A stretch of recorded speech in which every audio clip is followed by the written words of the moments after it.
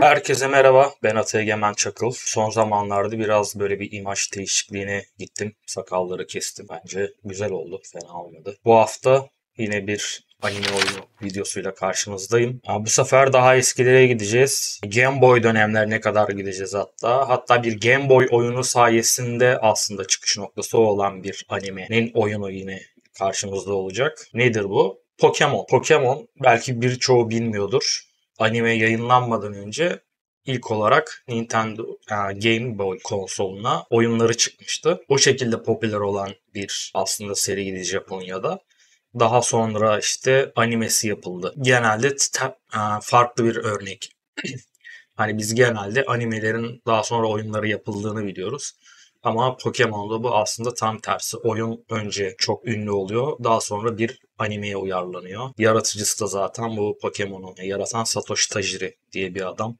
Onun hikayesini de ayrıca araştırırsınız. İşte çocukken böcek koleksiyonu yapıyordu bilmem ne. Sonra Pokemon'ları yarattı falan diye. Bu arada ben de Türkiye'deki ilk Pokemon sitesi, Pokemon forumlarının yöneticilerinden birisiydim o zamanlar. 2000'li yıllarda. Hatta işte 99 sonu internet daha yeni yaygınlaşmaya başladığı dönem Türkiye'de. Bir forumumuz vardı. Oradaki nickname'im Gary'ydi. Daha sonra Ozuma olarak değiştirmiştim. Zaten 2004 civarında Anime Gen.tr forumlarının editörlüğüne falan başlayınca orayı da bırakmak zorunda kaldım.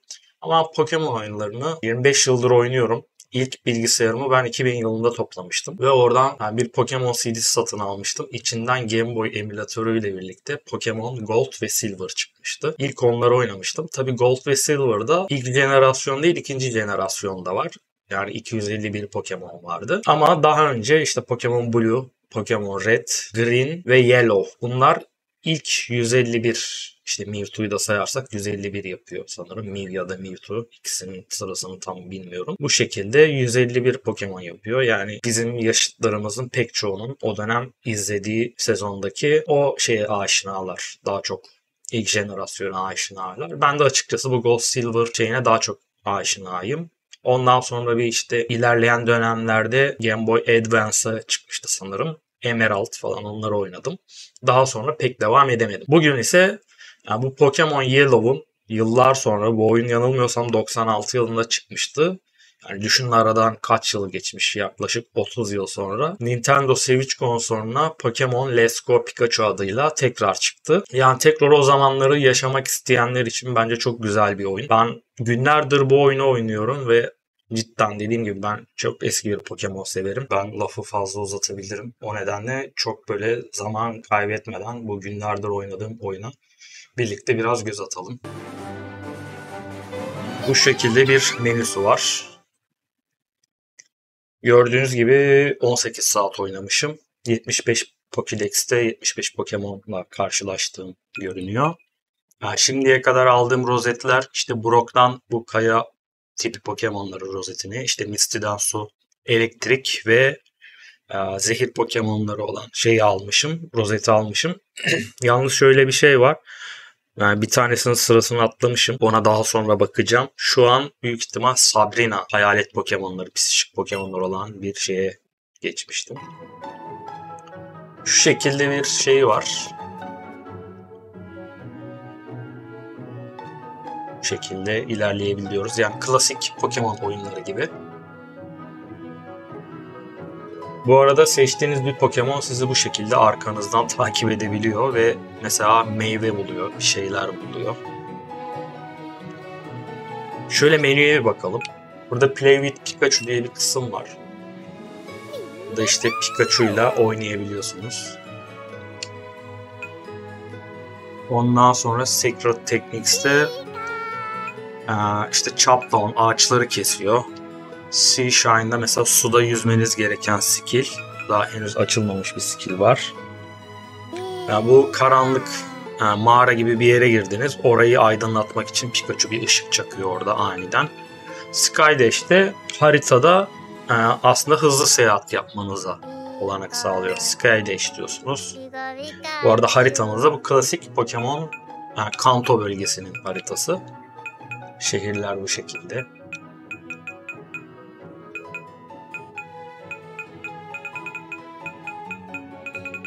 Şuradan başlamıştık, Palet kasabasından Viridian şehri. İşte ilk rozetimizi aldığımız Peter City. Daha sonra işte Cerulean City. Zaten burada diyor su tipi Pokemon'lar var diyor. Burası Kanto Region. En sonda işte bütün rozetleri topladıktan sonra, ki en son şu Cinnabar adası var sanırım. Buradan şeye giriyoruz. Zafer yolu, daha sonra Indigo platosu. Burada da Elit 1, Elit 2, Elit 3 falan diye gidiyor. Sonra da büyük ihtimal Red'le karşılaşıp son savaşı yapıp oyunu bitiriyoruz. Harita o şekilde. Pokédex'imiz, karşılaştığımız ve bizde olan Pokemon'ları buradan görebiliyoruz. Statlarını görebiliyoruz. İşte check data dedim. Benim bir tane Charizard'ım var. Mesela onun boy, kilo bilgilerine kadar her şey burada mevcut. İşte hangi tür Pokemon olduğu, cinsiyeti, numarası.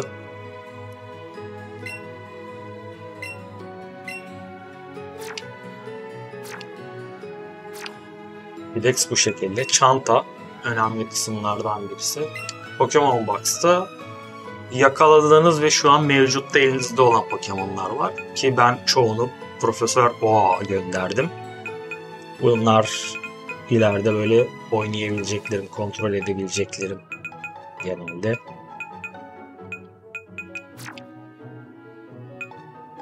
Burası işte, burada şeyler var. Potion'lar, yani canlar, şeyler işte. Eliksirler.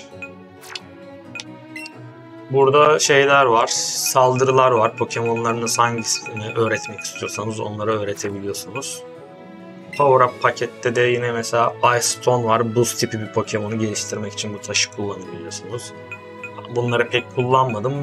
Belki bir Eevee var. Onu şey yapabilirim.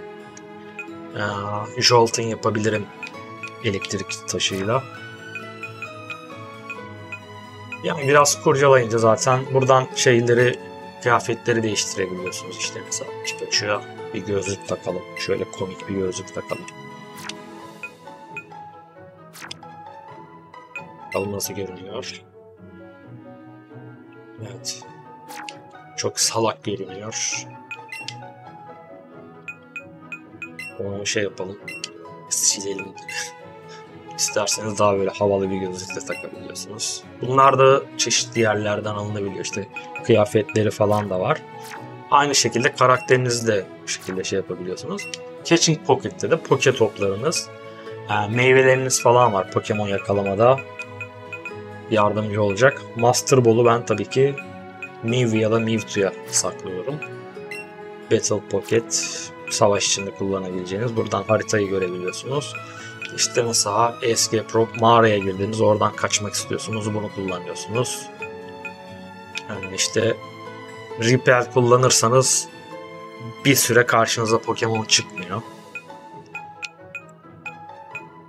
Lure kullanırsanız sürekli bir Pokemonlar, siz Pokemonları çekiyorsunuz, sürekli Pokemon geliyor. Pokeflüt'te işte iki bölgede Snorlax uyuyor. Onları uyandırmak için ben o iki Snorlax'ı da yakaladım bu arada.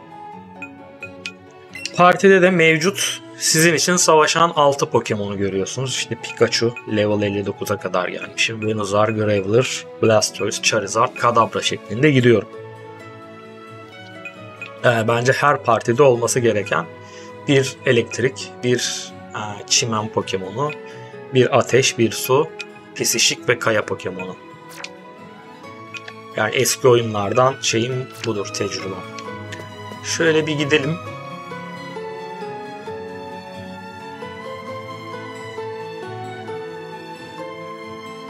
Daha şu yola gidip Pokemon'ların nasıl yakalandığına dair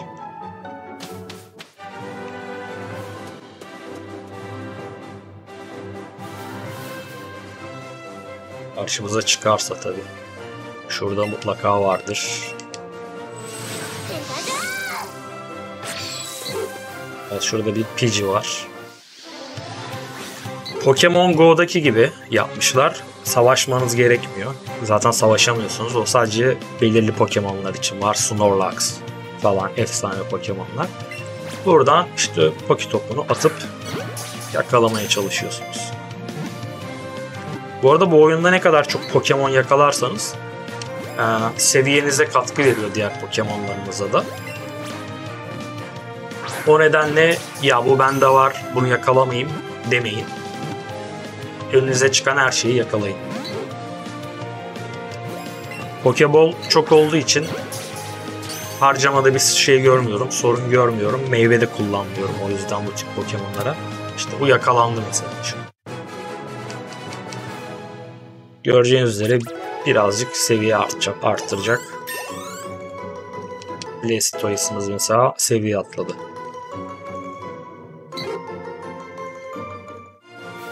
Dediğim gibi bunları yakalayıp mesela Rapid Arcanine. Bu mesela Ultra Ball'la yakalamak daha olur bu. Kolay olur.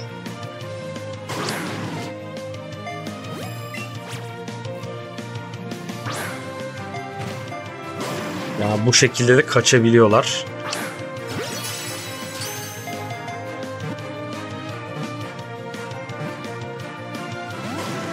Ultra Ball'dan bile kaçıyor yani. Zaten hepsini ilkinde yakalamak o kadar kolay olmuyor.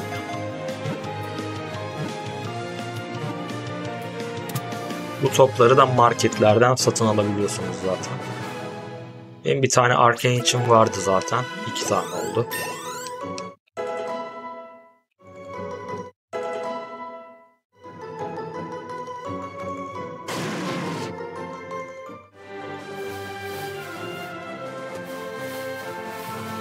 Bu arada Squirtle'la Squirtle karşıma çıktı bir yerden. O şekilde yakaladım. Ama oyun içinde de işte belirli bir Pokemon yakaladıktan sonra bir tane Memur Jenny size Squirtle veriyor. Bir tane çocuktan da Charmander'ı almıştım. Charmander ama normalde karşıma çıkmadı. Evet, aslında savaş kısmına gelelim. Buradan biz gelecektik. Evet, Pokemon Gym Saffron City'nin lider Sabrina. Şurada bir iki dövüş göstereyim. Bu şekilde de incelemeyi tamamlamış olalım. Direkt Pokemon Yellow'daki şeylerin aynısı. Mantığın aynısı.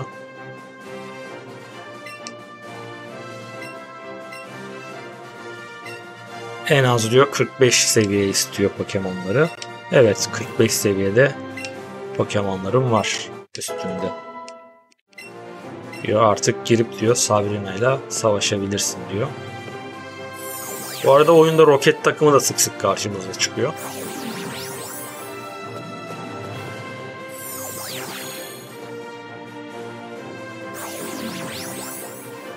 Evet.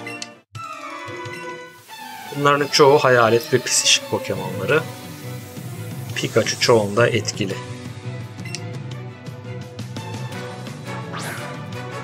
Hatta Slowbro direkt buz Pokemon'u. Pikachu'muz bayağı avantajlı. Direkt şuradan Zippy Zap saldırısını kullanarak kolayca yenebileceğini düşünüyorum.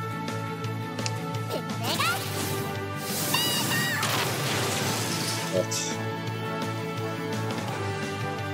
Yani klasik Pokemon oyunları neyin neye karşı güçlü olduğunu bildiğiniz sürece oyunda hiç game over olmadan ilerleyebiliyorsunuz. Mesela Kadabra seçti. Ben Pikachu ile devam edeceğim.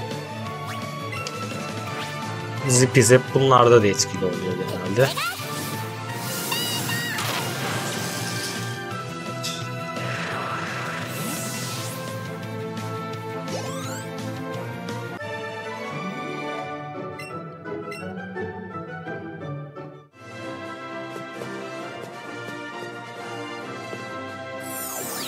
Devam edelim.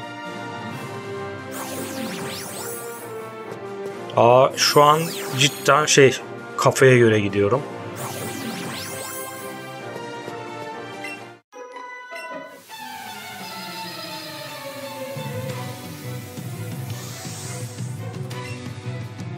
bir Pokemon'u varmış. Jynx. Boost Pokemon'u. Şanslıyız.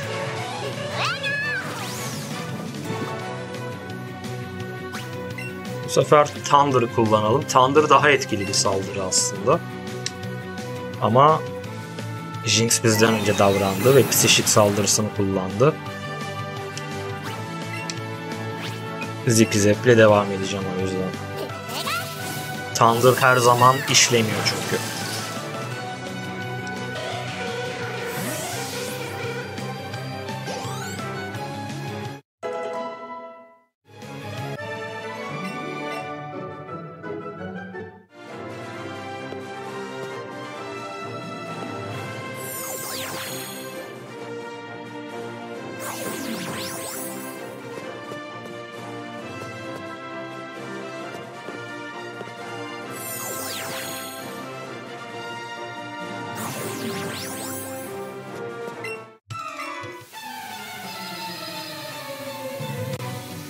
Bu da bir çeşit Shinto rahibi.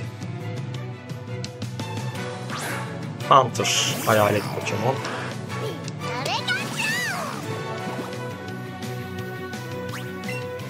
Hunter'a şu saldırıyı yapayım.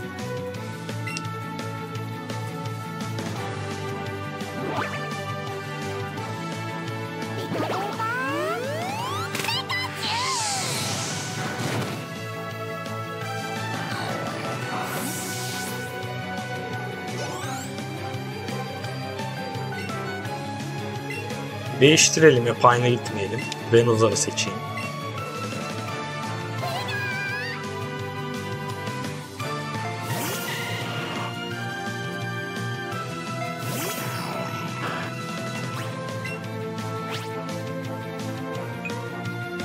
Jilet yaprakları kullanalım bari. Nostalji olsun.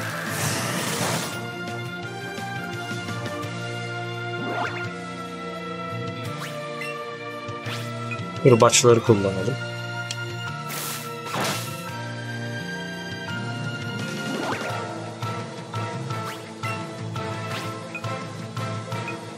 Bunlar kendi canından da yediği için Hunter'a gerek yok. Jilet yaprağı saldırısıyla işini bitirelim.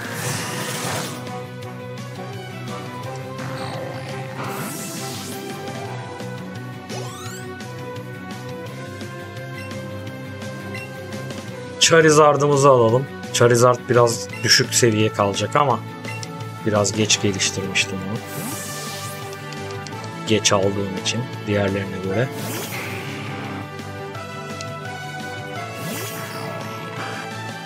Evet, o level 40, biz level 38'iz.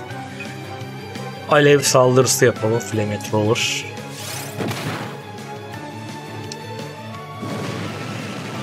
Charizard bu ya. İyidir. Bayağı götürdü. Kanat saldırısı yapalım.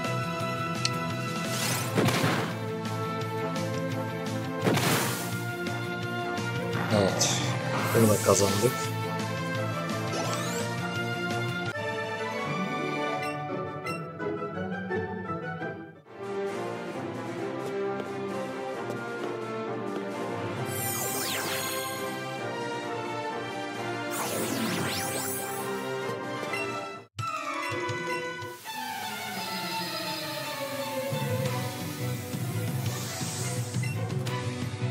İki Pokemon varmış. Biri Kadabra.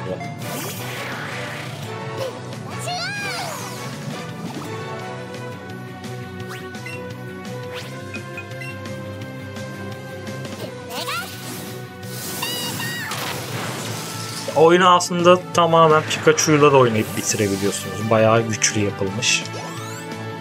Bu arada elektrik taşınızla Pikachu'yu geliştirebilirsiniz ama ben yapmıyorum. Pikachu'ya sadık kalmak için. Blastoise'ı alalım.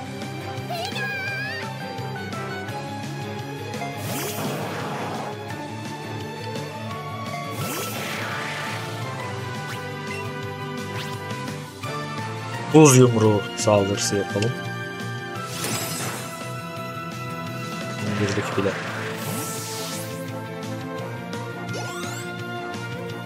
Bu tabi biraz da şeyden kaynaklanıyor. Ben bu şehri atlayıp diğer Ha, şeye gitmiştim. Sanırım onunla alakalı biraz.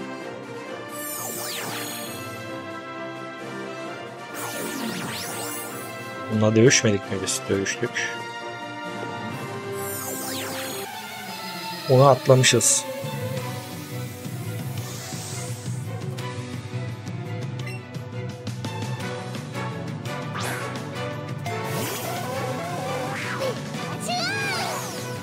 Hypno. Bunu double kick'le de indirebiliriz herhalde. Yok, indiremedik.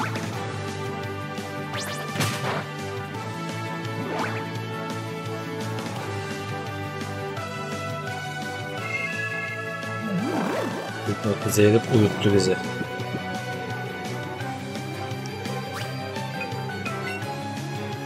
Böyle durumlarda Awakening kullanabiliriz uyandırmak için.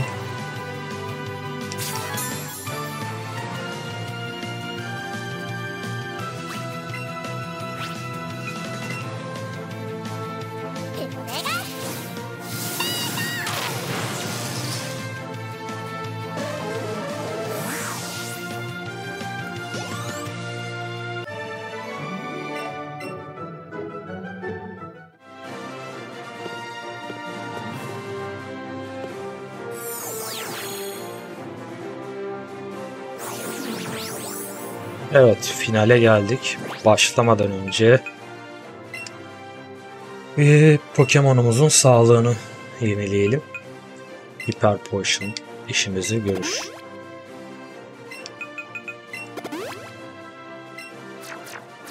Buradan bir rozetimizi alıp çıkalım.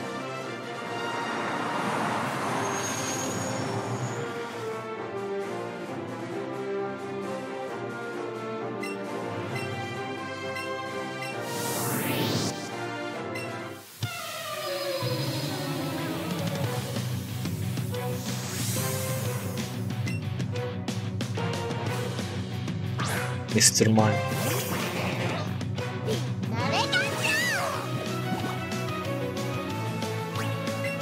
Pandomimci. Zipi Zep.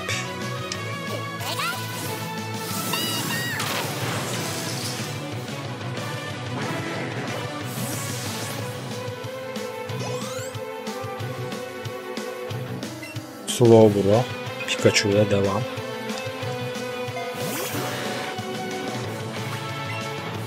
Zipi Zep.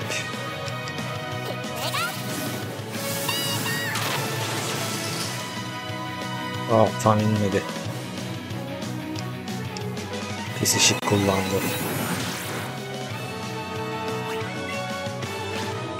Şununla bitirelim işini.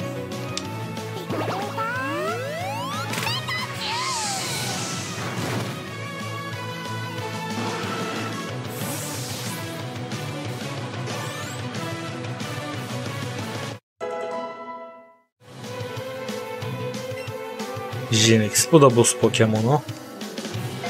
Keşke Charizard'ı alsaydık.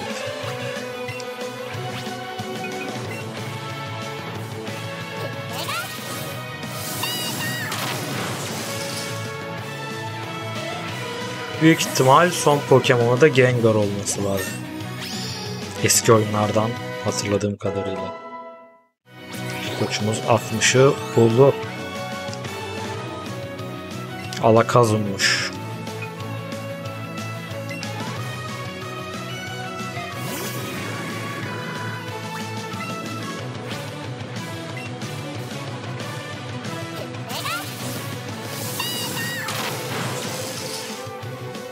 Evet. Savaşı kazanan biziz. Rozetimizi aldık.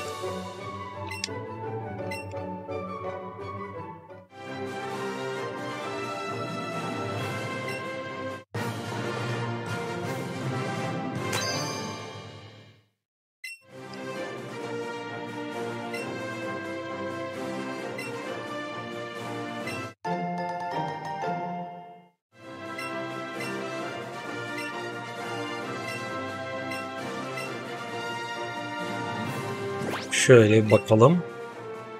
Evet. yine bir rozeti atladım. Yani büyük ihtimalle onunla uğraşacağım şimdi. Daha sonra da geriye son 2 rozetimiz kalıyor. Ve devam edebiliyoruz. Bir save'imizi yapalım. Dediğim gibi buradan sonraki olayımız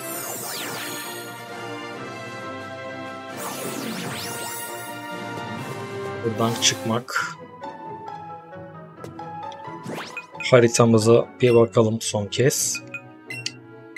Buradan istediğiniz zaman haritayı görüntüleyebiliyorsunuz. Diğer rozetleri aldıktan sonra, tamamladıktan sonra burada işte Indigo platosuna girmemiz gerekiyor. Burada da son şeylerimiz var, savaşlarımız var. Zaten zafer yolu yazıyor. Zaten bu oyun sadece bu Kanto'dan oluştuğu için bitiyor. Gold ve Silver serisinde, hatta Kristal'de şeye kadardı. Johto, Kanto ikisi birlikteydi. Ama ilk oyunlarda sadece Kanto, bu harita var. Dolayısıyla bu oyunda sadece bununla sınırlı. Yani gördüğünüz gibi eski Pokemon oyunlarının birebir yeniden remake edilmiş hali. Özellikle nostalji yapmak isteyenler için veya ilk defa Pokemon oynayacaklar için iyi bir başlangıç olacak. Nintendo Switch'te yer alan bir oyun. Her başka konsollarda yer almıyor. Böyle bir inceleme videosuydu bu. Abone olmayı ve beğenmeyi unutmayın. Başka bir videoda görüşmek üzere. Kendinize iyi bakın. Hoşça kalın.